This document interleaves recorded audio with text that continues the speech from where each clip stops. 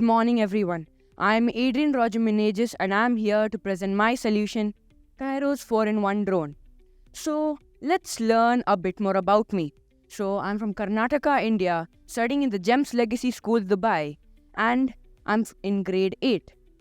I love artificial intelligence, all its capabilities, and what all I can do with it.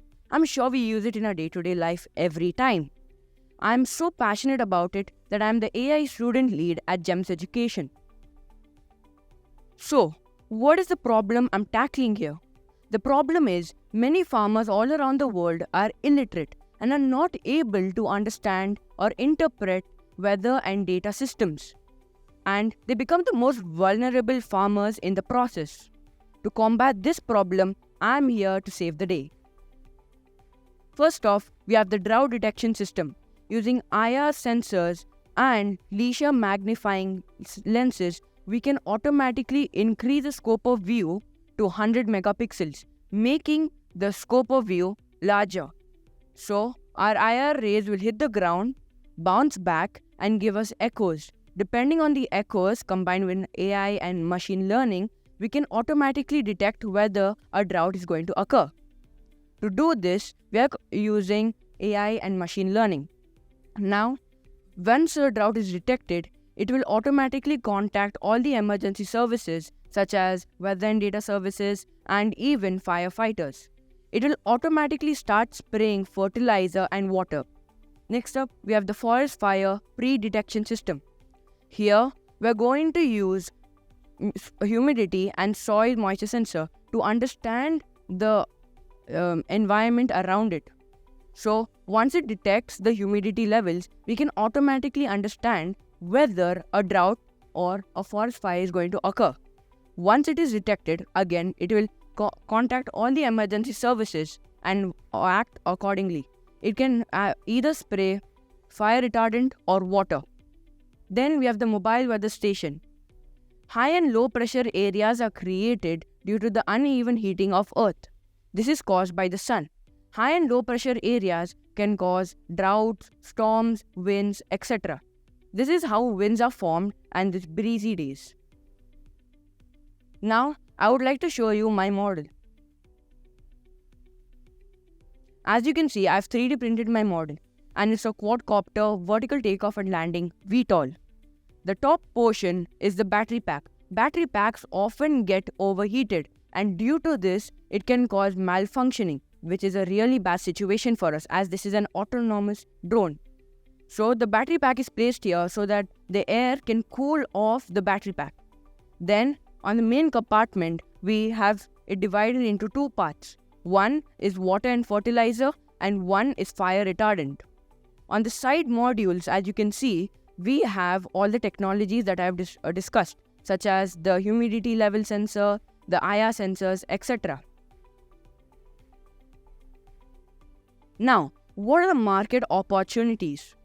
We should always understand the market that we're entering to understand the pros, cons, market trends, and all the other aspects. So, I'm tackling 3 major industries: agriculture, firefighting, and weather and data industry. They have a total market size of $13 trillion, meaning that I have a large industry to enter. They have a compound annual growth rate CAGR of 9.5%, 3.6%, and 9.4%. Thank you for your wonderful time, and may the questions commence. Thank you.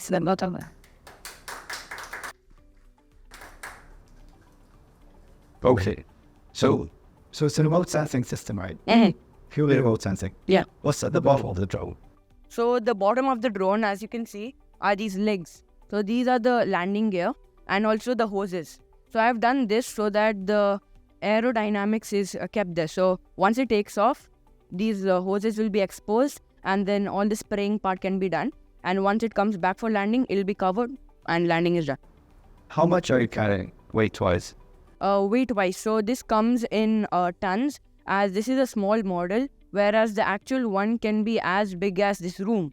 So it can carry around 2 to 3 tons on each tank. So you're setting the fire and you're extinguishing the fire. beforehand. So before a fire is even going to occur, we're going to distinguish it way before. So we make our foundations for our environment in the future stronger. And what's the environment you want to fly in? Like, because you mentioned heat, to what about the battery overheating? So, I mean, so let's say if we're in Dubai, do you want to fly over cities? Because we don't have forests to worry about, right? I know you mentioned that the whole planet, but do you have like, what's your first target market? Do I go to Africa first? Do I go to, do you have an idea about where your first target market?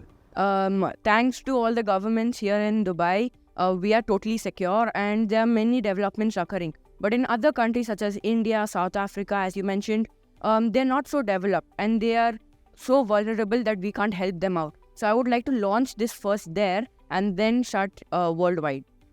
Okay, so with a 2-ton tanks, right? Each. How big is a drone?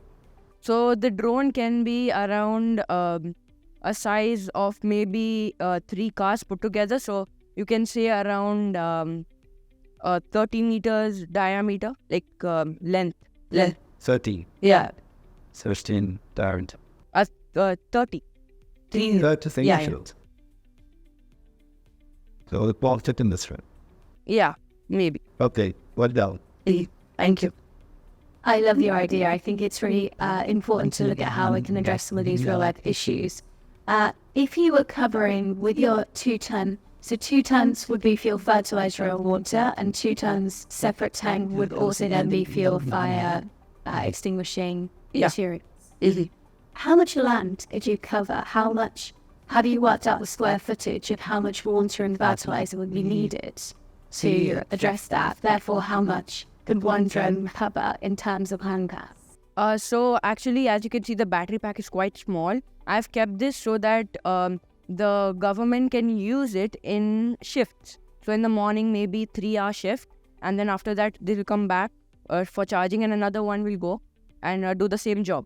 So as you said, the square footage, right?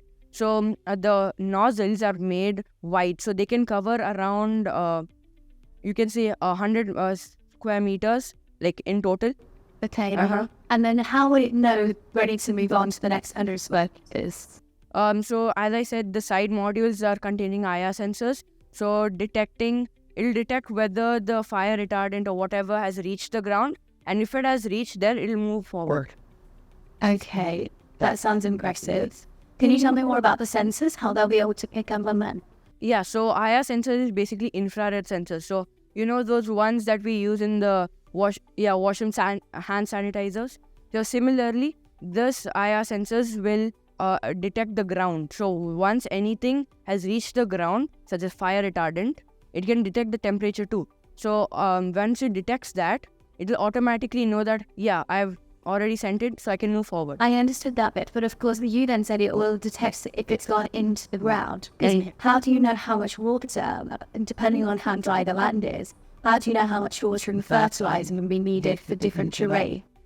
So many lands are fertile, non-fertile, so we need to know exactly what to do it. So once a country has ordered one of my drones, they can automatically tell one of our engineers that our average soil fertility is this much. So according to that, we can program it and tell that whenever such droughts or any situation happens, put only this much water, fertilizer, whatever is there. I love your logic, and I love that you've considered that. Thank you.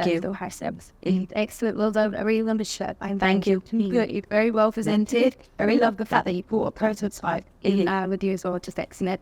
I have one little model. If you can think to when you were actually designing this, especially when you were designing it to be able to create the model, you were obviously thinking a lot about the designs and how it would work and how everything would piece together and how all the systems would work together. There's obviously you said yourself, you're looking at different types of uses. If you can think of what is the most creative and unique part of what designed and send it to me, So best part of it. So the best part of it, it's compact. So normally you'll have many sensors on the side or something like that that can distort its aerodynamics, and aerodynamics means efficiency, therefore meaning a larger mile coverage. So I've made this aerodynamic as this is the bottom part is just a solely tank. and just hoses at the bottom. So to make it compact, what I've done is I've made it into this shape so that it can hold fluids as well as solids. And about selling it to you, the best part of it is that it'll never malfunction, and that's my guarantee, because I have designed it in such a way that I have plan A, B, and C. So if anything fails, it's foolproof. Excellent. Love that. Thank you so much. Thank you. Thank you.